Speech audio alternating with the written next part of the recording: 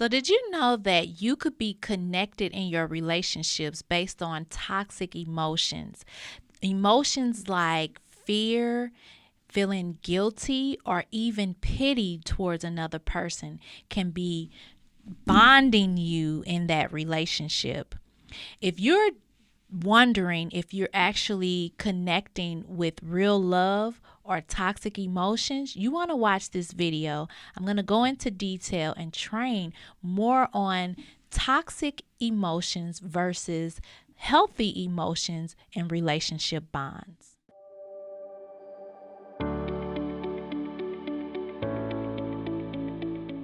Toxic versus healthy relationship bonds. We're going to talk about bond, when you're bonding in a relationship. And there are, just to know the difference between toxic emotional bonds and healthy relationship bonds. So we're going to talk about that today. We're going to have Ask Rainie. We're going to have Q&A today, and we're going to also have a wonderful talk with my husband, Patrick Howard. He's going to join us later on, and we're going to interview him and ask him some questions about some of the stuff we're talking about. But we're about to get into this message. Hello everyone. Hello everyone watching. Give me some hearts. Today is all about toxic versus healthy relationship bonds. I see your hearts. Hello. Love you guys. Thank you for joining us today. Be sure to type in your questions, because questions will come up and we want to make sure we get to your questions in a good, timely manner. We're going to go ahead and get started now. Again, today's message is toxic versus healthy relationship bonds. When it comes to relationships, there are things that connect people to each other. Think about your relationships as we're having this discussion. I want you to start thinking about the relationships you have and the connections you have in those relationships. What is connecting you in that relationship? I want y'all to start analyzing, start thinking about what is connecting you in your relationships. There are some times where you may be emotionally connected, but the emotions may not come from a healthy space. So I want to talk about some toxic emotions that could be connecting you in your relationships. Here's some examples. Are you connected through guilt? Do you feel guilty about something, and that guilt is what connects you in that relationship? Are you connected because of pity? Do you feel sorry for that person? Do you feel bad for that person? Some of the things they tell you, it makes you pity them. That can be an emotional connection. If you are feeling that pity or that guilt, you may not realize that that is the bond that you have in that relationship. And you may think it's love, but if you really analyze that relationship, you will find what's behind that relationship is a strong emotional connection with that. If there's an underlining of guilt, pity, fear, and sometimes boredom. So let me break it down. There are some people who are connected in relationships because they are afraid of being lonely. So the fear of loneliness is what ties them to that relationship. So you want to ask yourself, am I connected in a healthy way through healthy emotions? Or are they toxic emotions that are connecting you in your relationships? Is it fear? Ask yourself, if you're not in a healthy space in yourself, if you're not in an exciting space in your life,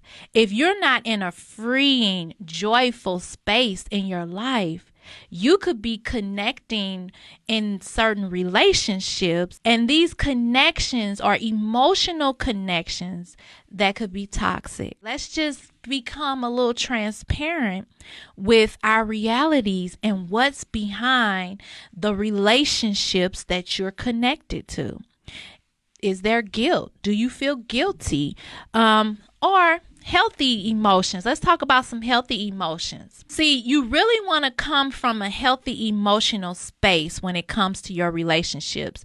You want to enjoy your relationships because they bring joy in your life, because you're already a joyful person. And when you're around those people, they just emphasize that, and they confirm the joy that's within you, or the excitement for life that is within you, or the gratitude for life that is within you. See, these are healthy connections, healthy emotional connections that you want to begin to grow and feed on. You have to understand the emotional connection that you have that's tied to that relationship. There are some people, both men and women, that are in relationships because they are afraid of how the other person may feel if they end it. So they're sticking with it. They don't know how to say no. They don't know how to put boundaries in place and let that person know this is not working. So that fear has them in bondage. I want you to think about that. Think about some of these things, because you may be dealing with this. And I want you guys to begin to analyze your relationships and what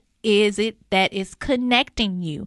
What's connecting you to these relationships? So here's how we're going to deal with it. First and foremost, you need to become intentional about listening. You hear me talking about using your intuition. You hear me talking about discernment and being able to discern things. Listen. Pay attention to not only what they're saying and what they're doing, but how it's making you feel, and what is it behind it? How do you feel? Do you feel bad? Do you pity that person? Do you feel sorry for that person? Because listen, if you are feeling sorry, if you are pitying them, that's not something that is going to empower them to be better. When you actually pity people, that's something you can attract in yourself, because you're looking at them like, oh, they're sad, they're in a bad place, they're in a bad situation. Whether they are or not, you got to believe the best for them. You got to see the best for them. You got to see them as being stronger than that.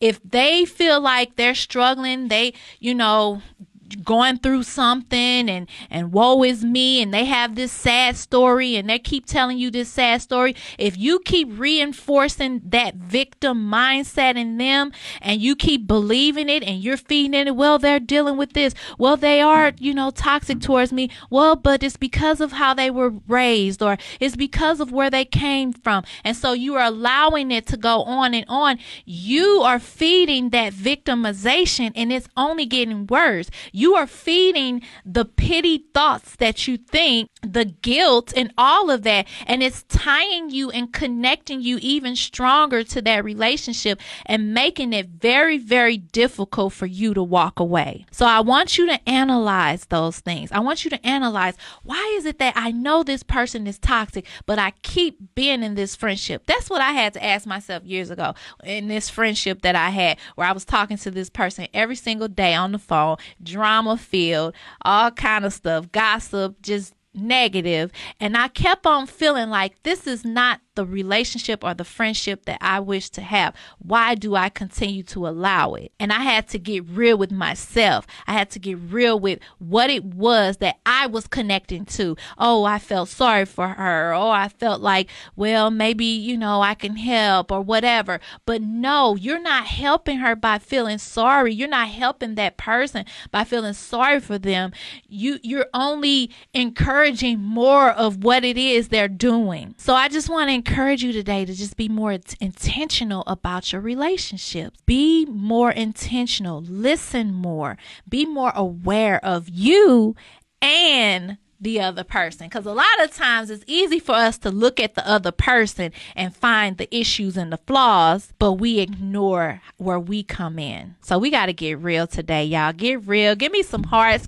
Type in the comments, I'm getting real today. We getting real today. It's all about getting real. We're going to get down to the real deal issues for today. Get real, get real, get real. I want you guys to go ahead and type in your questions because we're about to do Ask Rainie Q&A. Some of you have some questions. Someone asked a question about why is it hard for them to accept change when it comes to being in a toxic relationship. I'm going to answer that question very, very soon. So I want you guys to type in your questions. But before I answer that question, I want to talk about the book for today.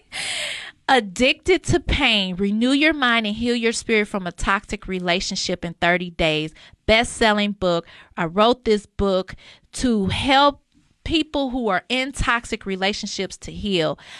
I basically was born into a toxic relationship. My mom and dad were in a toxic relationship. I saw things as a young child. I learned a lot. I've even, when I got old enough to start dating, got into some toxic relationships. I became a people pleaser, wanting approval of others. And so I wrote this book so that people can heal and be free of toxic relationships and thrive and even attract loving, healthy relationships in their life. So you want to get that book, and you can get it at realloveexists.com.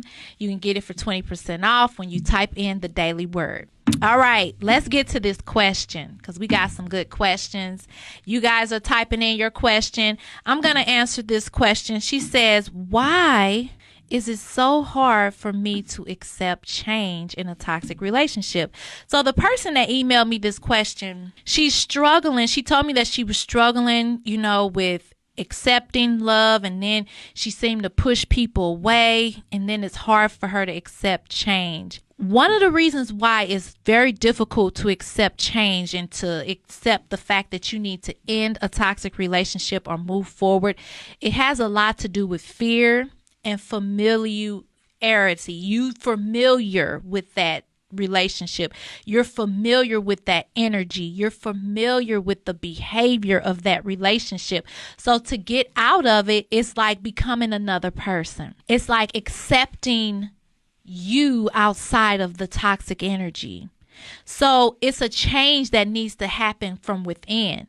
And until it happened within, until you work on you, until you work on your healing, it's going to be a challenge. It's going to be difficult. But when you commit to heal your mind, body, and spirit, you will be so ready for the change, for the blessings, for the abundance, for the real love, because you're going to be aligned with it. But it's all about you doing that work. All right. So what we got? We got some questions. The question is, how do you detox from a toxic relationship? Very good question. Baby steps. Baby steps. It starts with working on you.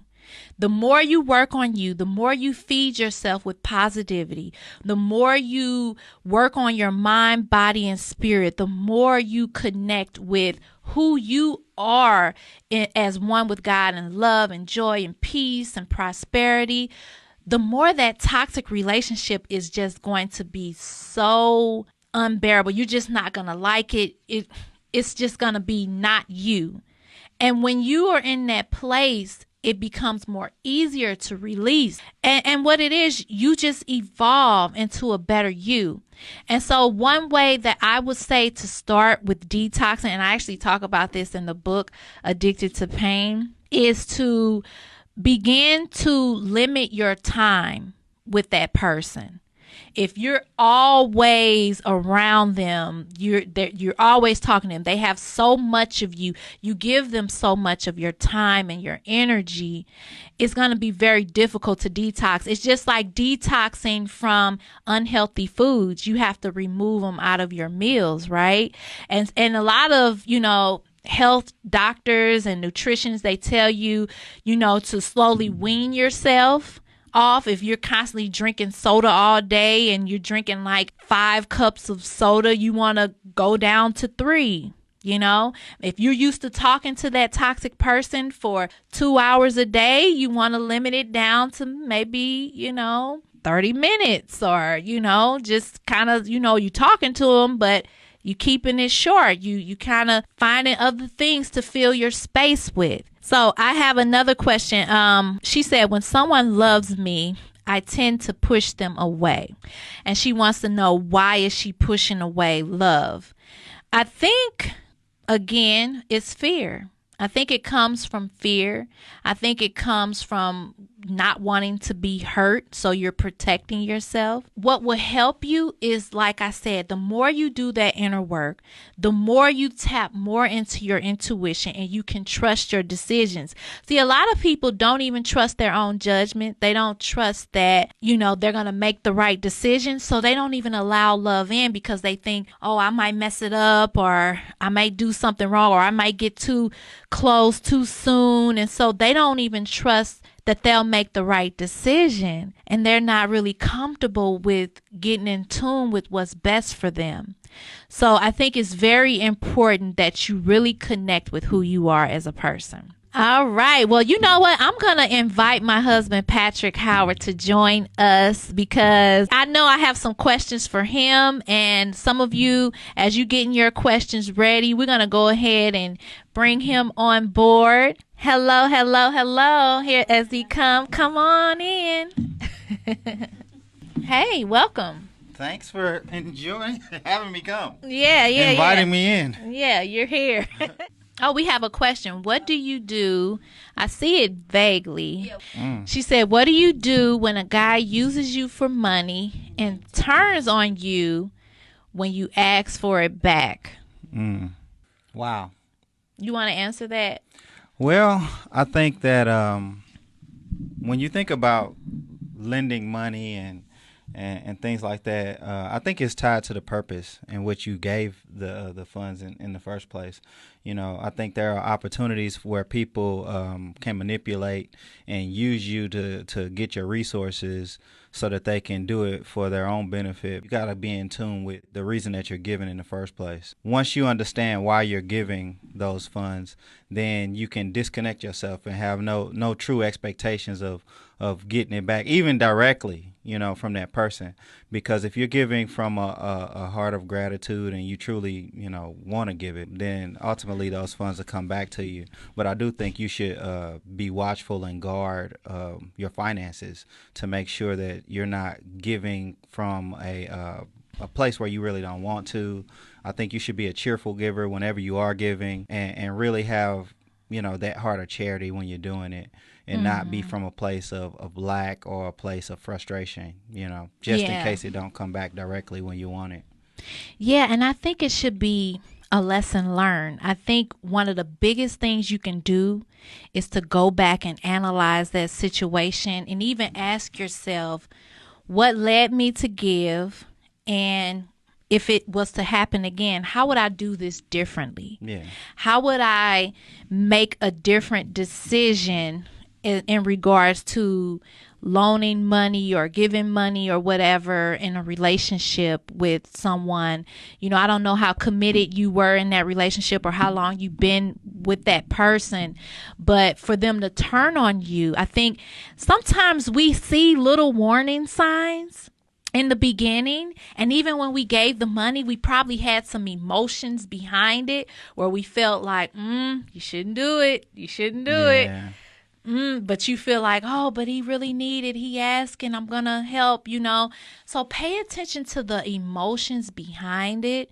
Pay attention to how you're feeling, because we can learn so much about ourselves and how to make better decisions. I think the best thing for you to do now is to forgive the past and learn from it, and just own where you are right now and know that you are not who you were, and that you are getting better and better. And so just going forward, that would be a really, really good thing to do, just to be able to heal and not have to deal with that again, not have to repeat that same situation in your life. Yep.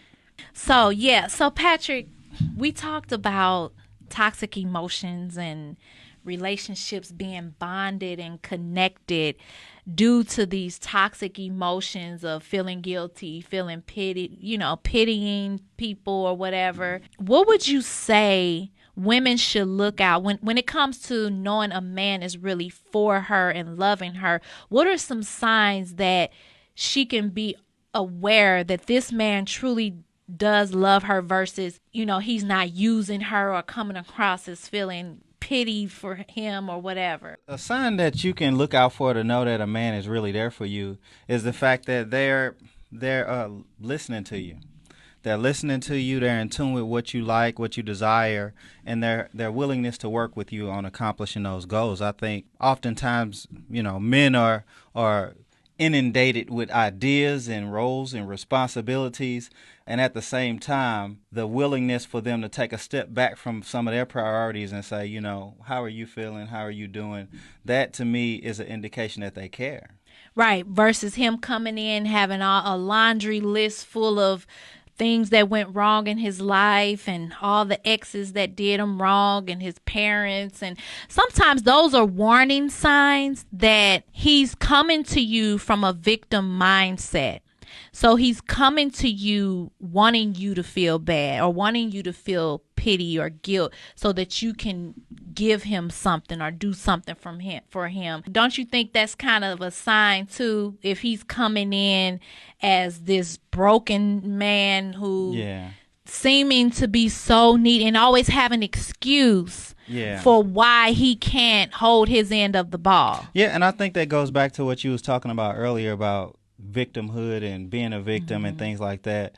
Ultimately, when you operate as a victim, you feel like things are out of your control. Like it is what it is and there's nothing you can do about it. And when you've been faced with so many challenges, and if you view life in that way, like there's no way for you to overcome it, that and all these things are going on and you just have to deal with it, then you kind of give your power away. You give the power that God put inside you to create and to reproduce so many different things in your life by saying that I have no control. It is what it is, and this is just how things are, and this is how my past has been. This is what I've seen. And even like being able to see him as a giver, because it's a way that he don't have to make a whole lot of money to be a giver. He can be a giver by going and picking you up or getting you gas or, gassing up your car or washing your car or, just doing things to be helpful. That's another thing, just to know that I don't have to get anything from you. I want to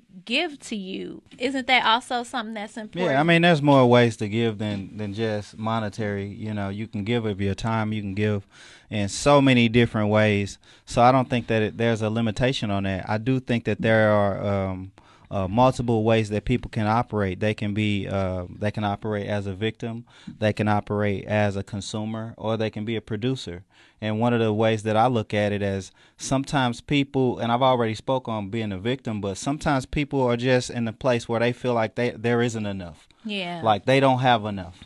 Like they need more education, they need more training. Well, I didn't see this, or I'm not in an environment where I have a mentor, or I've never seen this growing up, so I feel like I need more. And you're always in a place where if you feel like you're not enough, that you don't have enough, you're going to always be in a place where you feel like you need, and you're never going to progress. You say, you know what, God has already put in me what I need, and all I need to really do is activate that thing in me.